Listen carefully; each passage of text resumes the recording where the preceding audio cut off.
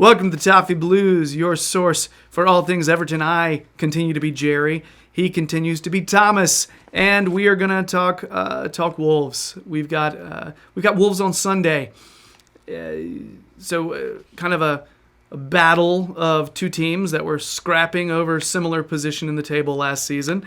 Wolves currently they've drawn 3 times in the league.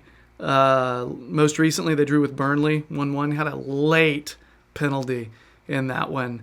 And then they beat Torino 3-2 in Europa League, and they drew with United 1-1 before that. And today being Thursday, they're playing Torino again. So Europa League, we've experienced what Europa League can do to a team's season in recent years. We might already have started to see that kind of effect on Wolves. We'll see. I, for one, am delighted we get to play Wolves after they play Torino for the second time, to be honest with you. Before we go into Wolves' lineup, Thomas, how are you feeling about this weekend when we played? Well, I'm more confident than when we played Wolves last year, to be fair. Obviously, last year, it was the first season they came up. There was a bit unknown about them, but they played quite exciting attacking football. They scored a lot of goals. They got very exciting attacking players. But so far this season, they haven't exactly set the world alight. Obviously, they had the draw with Leicester. They did well to come back against United, but that game wasn't the most interesting either. And obviously, they were lucky. To be brutally honest, they were lucky to get a point at Burnley. To be fair, it was 97th minute penalty or something. They didn't play that well in that game, and obviously, they do have the fatigue of Torino. Obviously, I think they beat them in the last leg narrowly. Obviously, they're playing them again soon. But we've all experienced firsthand what that fatigue kind of does to you. It knocks players' confidence. Obviously, our Europa League campaign was disastrous from the start. You know, we were narrowly beaten like Karabag or something like that. It was pretty useless. But obviously, do they have the squad depth so far? I'm not sure. They do have a brilliant starting 11. They've got a very exciting, well, to be fair, Portugal lineup. It's kind of all their players are Portuguese, but obviously, do they have much after that? I'm not certain. Obviously, I think we play on Sunday, so they're playing on Thursday today. It's not long between games. Obviously, they'll be thrown straight back into the Europa League in a few more weeks. I think this is a brilliant chance to beat a good quality side. Obviously, coming straight off the back of the Torino game. If they lose that game, it will have an impact as well mentally, but in terms of Europa League, that's kind of what we are. We're Europa League contenders. Obviously, they are kind of some of our main rivals in the league. Obviously, not rivalry, but they are our rivals in terms of position. But this is probably the best opportunity we'll have to play them all season, to be honest. Obviously, last season, we drew with them at the start of the season 2-2. That was kind of wild. There was goals going in everywhere. There was debuts everywhere. It was a good game, to be fair. Oh yeah, I mean the red card to Jags, and then they took the kick from like 10 yards forward, and they made it. That game, I was thinking, if this is the way the rest of the season's going to go, F that. Yeah, that was awful. And obviously, then they kind of steamrolled us a good, so we didn't deserve to win that game at all. They gathered momentum as the season went on. They became more solid, and obviously, we know they are a good footballing side, whether they can play their strongest lineup every weekend or not, but they are a good footballing side. And I think this is probably the best chance we'll have to beat them this season. So you talked about pretty much the fact that they're Portugal. Yeah. It's a very predominantly Portuguese team. Let's go through their lineup, and I'm not completely sure this is who's going to start, but I think it's not a bad guess unless there are injuries coming into play that I have not foreseen. Probably starting with Rui Patricio, Connor Cody, Willie Boley, Ryan Bennett. Those are like their mainstays in the back. Typically, those players are playing. In the middle, typically, because they play that 3 in the back system, which is frankly often 5 in the back. That's João Moutinho, Dendoncker, Ruben Neves. Typically, those are the 3 players that tend to hang out more in the center. I think you see those players more as in central roles. Johnny, Matt Doherty, also in that big group of 5 in the center. And then up top, you've got Diego Jota and Raul Jimenez from Mexico, who I am I am acquainted with Raul Jimenez. There's some other players that might come in. You might see Pedro Neto, Gibbs White come in, those kind of players. But for the most part, these are and they don't run the exact same starters on Thursdays in Europa League as they do on weekends in the league. I'd say it's very probable we'll see Adama Traore. He's sort of one of their power subs that comes in for game-changing pace. Yeah. But he is one of those guys who looks really good with the ball moving forward, but has had troubles in the past with combinations and actually in product. Strong kid, though. So I'd say that's a pretty possible Wolves lineup. Which of those players do you feel like we need to keep an eye on? Ruben Neves is kind of the one that he kind of dominates the midfield, really. Hard to argue that. Their midfield three, for me, is probably one of the most solid midfield threes in the league as a whole, really. Kind of the creativity of Moutinho, Ruben Neves, he's happy to defend, he's happy to attack. And then obviously Dendoncker, who's more defensive. But that midfield three is so solid, and it provides such a solid base because obviously they do like to push their wing-backs on. And then Jota and Jimenez. Jimenez is such a dangerous player because he is strong and physical, but he's fairly quick as well. He can punish back lines, really. And if we're going to sit on the front foot, they're very dangerous on the counter-attack pace of Jota. Obviously, if Adama Traore comes on, he doesn't normally start, but we'll have to see kind of how the balance of play kind of goes, whether we're on the front foot, whether they're on the front foot. But Jimenez, for me, is probably their most dangerous player. I don't know how much, I think it was like 35 million or something in the end. They did have him on loan, but then they made that permanent. He's a brilliant striker, really. And 35 million's a lot of money, but it's a bargain at the end of the day for a striker of his quality. And he is so dangerous. And obviously, his physicality partnered with Jota up front, their whole team it's such a strong starting 11. That's the thing. In terms of a whole 11, which have quality players everywhere, Premier League, decent quality players, they're up there in the league, to be honest. You see, even some of the top six sides, Chelsea, United, Arsenal, their whole team isn't exactly exceptional. But Wolves have such a brilliant starting 11. But it is the question of, do they have the depth to kind of go along in the Europa League, Carabao Cup, FA Cup, Premier League? I'm not certain. I think tonight, they will probably play a stronger team. Obviously, the lineup's being announced, but I haven't seen it. But, Torino are a solid side as well. They're going to have to beat them. Yeah. Obviously, they did get 3 away goals in Turin, so they are quite comfortable. But I think he's going to have to play quite a strong lineup tonight. Will that see changes in the start 11 on Sunday? I'd imagine.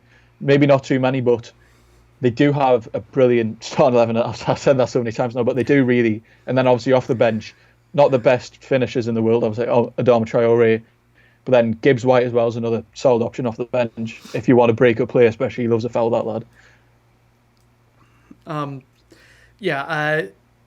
We knew they were going to be a solid team being promoted last season. We knew that they were not going to be an easy out the way some people view promoted sides. Just one of the strongest teams to be promoted from the championship in recent memory. They came out of the gate, just ready, and bringing a style that not everybody had, which you make a point that maybe people are starting to adjust to that style this season. We'll see if that comes into play, and if there's a Europa League fatigue, which tends to happen with a lot of teams that are having to start early in those early rounds the way they had to. Let's think about us now. Can we just agree that we're probably starting Pickford, Coleman, Keane, Mina, and Dean? Yeah. Okay. So basically we're talking about the other 6, which, and I think out of those 6, I think it's pretty certain that Sigurdsson is going to start at the center attacking position, and Richarlison's going to start on the right. I think it seems like that's going to happen.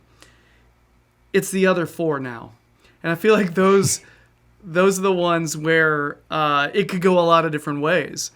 Would you say that? Do you feel like Gomez is coming back into the lineup this weekend, or do you feel like Delph sneaks in on the back of his most recent performance, or do you see both those guys starting together? I don't know. I don't think we'll really see them together because neither of them are I don't really either. defensive-minded enough. So obviously, Schneiderlin is a more defensive-minded player, but obviously with Gomez he's been impressive defensively in the first two games. Obviously, Aston Villa was a horror show for him. He was appalling everywhere, but neither of them are defensive enough to kind of play a two in midfield. If you're going to play a three, I'd understand why you might have them, but I don't think they'll start together. But I don't want to see Schneiderlin either. That's the frustrating thing. You want to see Gomez and Delph because they're more willing to pass it forwards. They're going to create chances. Do I think we'll see them both? I doubt it. I'm not sure if Delph is going to be risked again. Obviously, he has just come back from injury. He played maybe an hour against Lincoln last night. I think we could see him starting on the bench because I'm not sure. He is quite injury prone, and I'm not sure him just come back from injury. It was a physical game on Wednesday. I think we'll go back to the midfield of Gomez and Schneiderlin, to be fair. I agree, and that's exactly what I have here. And I think the only reason you're going to see Gomez and Delph on the field together will be circumstantial, situational. What does Silva see? Is he switching formation mid-game? What's happening with that? And that we could see that. I agree. Gomez and Schneiderlin. I think that's they're going to start behind Sigurdsson, and then you got Richarlison on the right. Who's on the left? It's interesting, to be fair. Obviously, Bernard played well against Palace. He was our most dangerous player. He got his goal in the next. I've completely blanked. Who did we have second? Who did he score against? Watford. Watford. That was it. He got his goal against Watford, but he doesn't really deserve to be dropped. But Iwobi does deserve to be starting. It's as if we kind of don't have enough players. And I'm going to go for a fairly outlandish shout here. I think we could see Richarlison, Bernard, and Iwobi start. Obviously, Sigurdsson, he hasn't been exceptional, but I think whether fatigue comes into it as well. Obviously, we did play a midweek game. Sigurdsson started all four. But I do think with the creativity that Iwobi's offered, he's offered so much more than Sigurdsson that I think we could potentially see Bernard, Richarlison, and Iwobi kind of with Iwobi more central. Is that dreaming? Probably. I'm not sure if that will happen yet because obviously we all want to see Iwobi kind of starting, but I don't think Bernard's done enough to be dropped, but Iwobi has done enough to be started. So I think that could be the attacking kind of three. That's it. So do you think Sigurdsson's going to be dropped?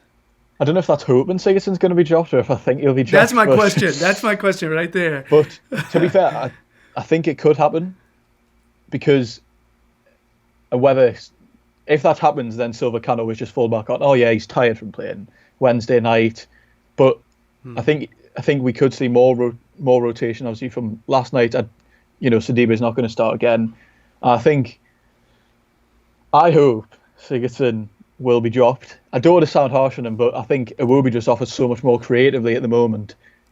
And I think we do need to see kind of how well he plays coming in off the left. Starting centrally. Obviously, we know he likes to come in off the left. If he's starting centrally, what will he do? We're not sure yet, but I'm gonna have to make a decision on this. I think we'll see Sigurdsson again, unfortunately, but I hope we see him dropped for Iwobi, and I think Bernard and Richarlison will start. Okay, so you think it'll be Sigurdsson, but you're hoping for Iwobi, Richarlison and Bernard. I've got Sigurdsson starting. I think that's going to happen only because we haven't seen Iwobi. We see him drift to the center.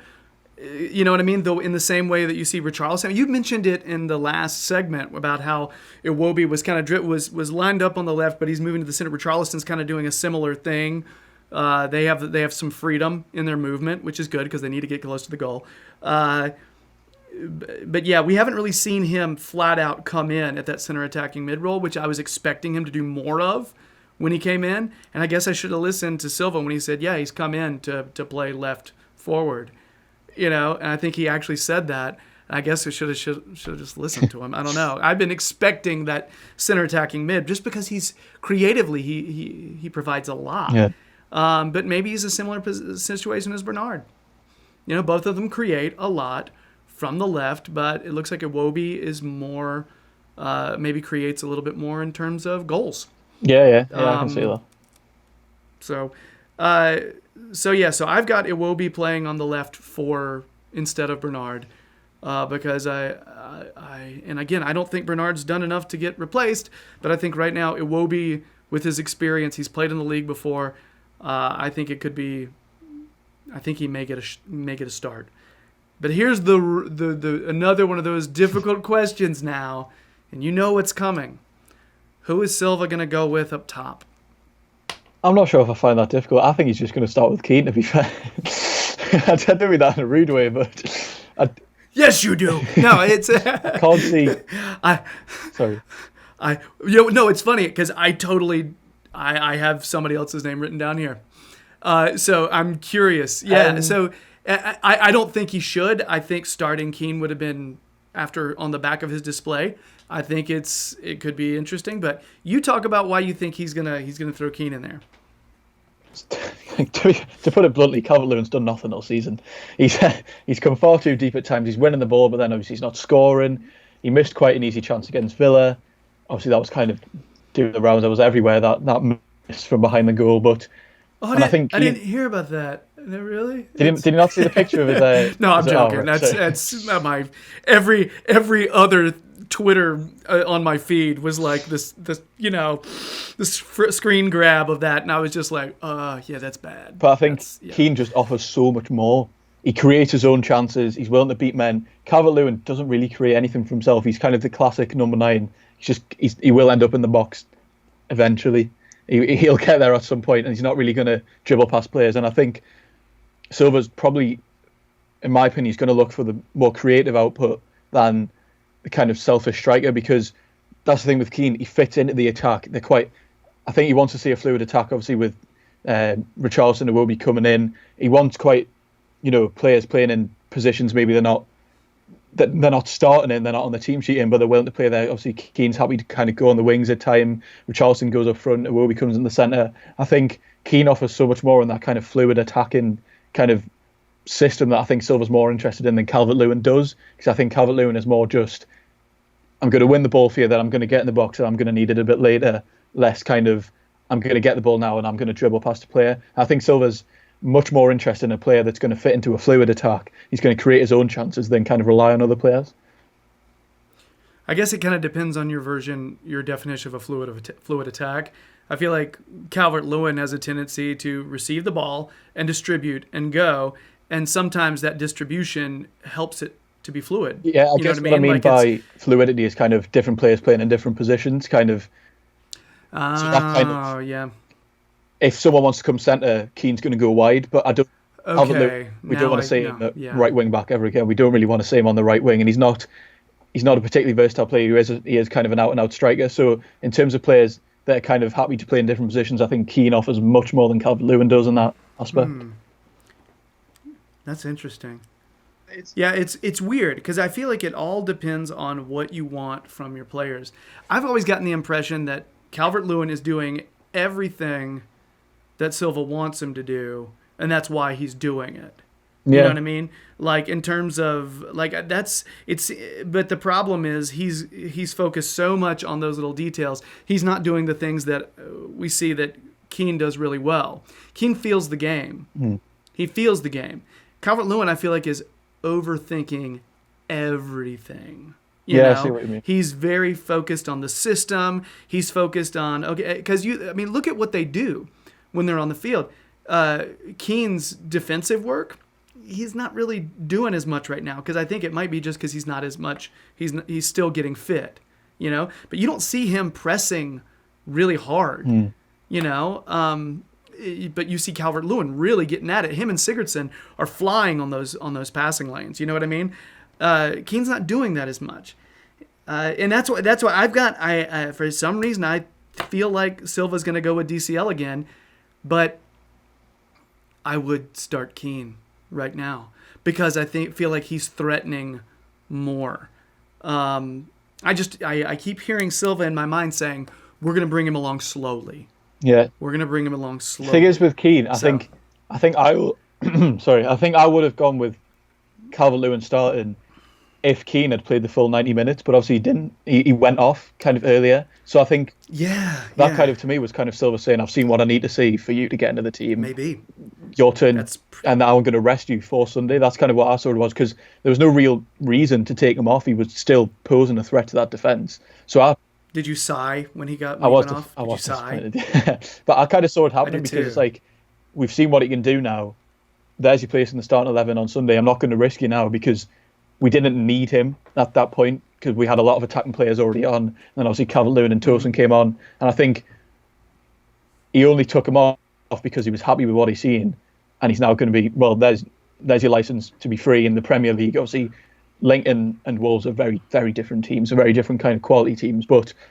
And I think that whole substitution was kind of, because if you're desperately going for a goal, you don't take off a striker. You just leave them on and you bring on another one, really. And obviously, he took off a striker for a striker. We've done that before, where you just leave the striker on and put another one in and shift formation. Because obviously, in Villa, at Villa, people were slating Silva for leaving Calvert-Lewin on. And I tweeted, I was like, there's no need for him to take it off. We're looking for a goal here. There's no point in making a like-for-like substitution. As poor as Calvert-Lewin may have been, he's still a striker at the end of the day. He's going to be pushing the centre-backs. Obviously, the goal didn't come in the end, but I think the only reason he took Keane off is because I think he'll start him on Sunday.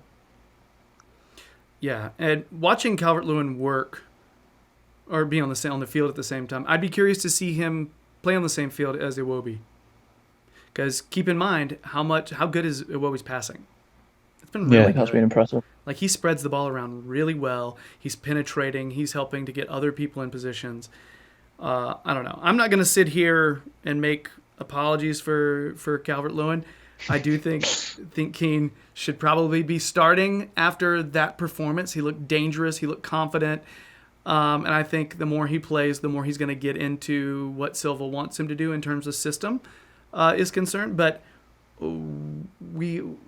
how many league goals do we have? What do you mean? How many league goals do we have total? Oh. From 3 games? One. Must be one, yeah. One damn goal, all right? That is a problem. It is, yeah. That is a serious problem. Something needs to be tweaked, and that's not good enough. So do I think he'll start DCL? Something in me says that he will. But I think, honestly, man, you make some very, very convincing arguments as to why you're thinking Silva is going to start Keane. And if I were totally spineless, I would do a flip-flop here and agree with you. But yeah, I think it makes a lot of sense, man. And you, as usual, people with whom I'm speaking, they're usually right. How do you think we're going to do, man? Prediction? Whatever. I'll go for us winning. I think Wolves will be fatigued. I don't think it'll be their strongest 11. I can't see us keeping a clean sheet, though. They're so dangerous attacking. I'll go for a 2-1. Nothing too wild, but I think we'll win. I'm going 2-0. 2-0 us. That's very confident, man. I'm bold. Bold. It's, you know why? It's because the fatigue, man. I don't know why. I feel like, and we're riding the confidence of some goals. We remembered what goals are like. Do you remember goals? They were nice. Yeah, and so I think that's why you saw Richarlison celebrate as much as he was celebrating yesterday. Because he was, because it's been a while. Yeah. He's played poorly this season. He just has. His passing has been very sloppy. It's very like he's not being thoughtful. He's not being mindful of his passes. He's not being careful. Careless is the best word. His passing has been careless. You know what I mean? And so I think that's why you saw that. And I think riding a good win, a win where you played against, I mean, that was a real banana skin of a game. That was so close. I mean, they were up for it. They were very up for it. They even had their little mascot on the field trying to rile up everybody, trying to start fights, looking up at everybody, trying to get everybody. And you're like, that is the Lincoln City Imp right there. There he is. I heard think Terry was tweeting that he's a bad Texan. I'm sorry. I love that term. I've never heard that in my life, and I'm starting it. He was a bad Texan. Terry, I'm taking it and bringing it here, and everyone in America will be confused by it. Great. So you could have seen us really lose our head. Schneiderlin, that guy was getting in Schneiderlin's face for a while. Yeah. All right. I'm surprised you didn't see Schneiderlin just eventually just boop, just because I'm sick of it, just to stop the mouth. But yeah, I mean, I think we got some good mojo going. And we're back at Goodison. Let's get the siren going. I don't know, man. I don't know. I'm up for it, and I think the squad will be too. So yeah. So you know what that means? A nice 3-0 defeat. Gerry with confidence means the opposite. All right. Okay. Anything else you want to say about the Wolves preview? Just a quick one. I'm much more confident going into the Wolves game with the kind of performance it was last night. If we'd kind of turned up at Lincoln and we won 2-0 and it was a bit boring, actually I wouldn't be as confident. But the fact we did have to fight, there was a couple of it was kicking off at some points, but we look like much more of a team who are actually going to be up for it rather than the team who were going to be turned over, which we were against Millwall last year. Let's be honest, we weren't up for it, and obviously we've gone to a side who are willing to break up the play, put in bad tackles, and we were up for it, and we rose above it, and we won. I'm much more confident going into the Wolves game with that kind of result than boring 2-0. We scored again. Nothing really happened. Yeah. It reminds me of. This reminds me of Tim Howard. I remember when. Yeah, it's weird. It's a metaphor, and I swear the explanation's coming, Thomas.